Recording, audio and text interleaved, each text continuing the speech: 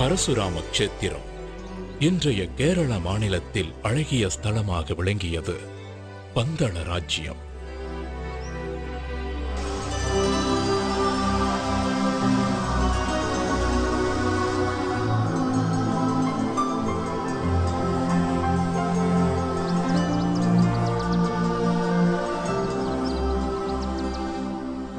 வனங்கள் சூழ்ந்த பூமி. அன்றைக்கு காற்றிலேயே மலர்களின் வாசத்தோடு இசையும் கலந்திருந்தது.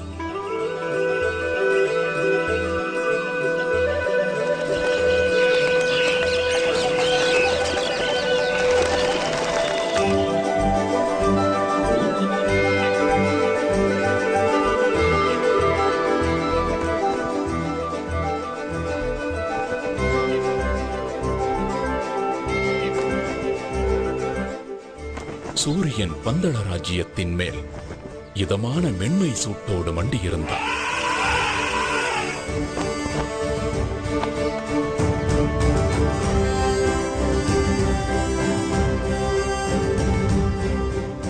மன்னர் ராஜசேகரன் ஆட்சியில் பந்தள ராஜ்யமே சீரோடும் சிறப்போடும் இருந்தது. என்றாலும் ஒரு ராஜ்யத்தை ஆளும் மன்னருக்கு, சுகபோகங்கள் குறைவில்லாத அரசருக்கு ஒரு சோகம் இருந்தது. ஆம், அதுதான் புத்திர சோகம்.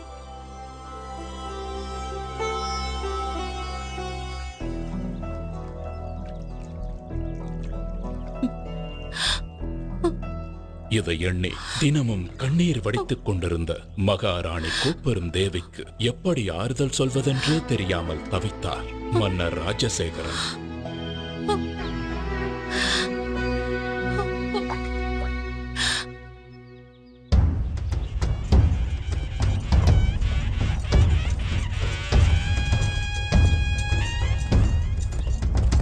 ஒரு நாள் மன்னர் ராஜசேகரன் நகர்வலம் வந்து கொண்டிருந்த பொழுது, இதோ நம் மன்னர் தான் எவ்வளவு திறமையாக நம் ராஜ்யத்தையும் மக்களையும் வழி நடத்துகிறார். இப்படி ஒரு மன்னர் கிடைக்க நாம் எல்லாம் பெரும் பேறு பெற்றிருக்க வேண்டும். உண்மைதான். ஆனால் எல்லாம் இருந்தும் என்ன பயன்? நம் அரசருக்கு புத்திர பாக்கியம் இல்லையே. நம் மன்னருக்கு பிறகு இந்த ராஜ்யத்தை ஆள ஒரு வாரிசு இல்லாமல் போய்விட்டதே. இதை கேட்டதுமே மன்னர் பெருமான் மனம் நொந்து போனார். கடைசியாக கடவுளிடம் முறையிடுவதைத் தவிர அவருக்கு வேறு வழி ஏதும் தோன்றவில்லை.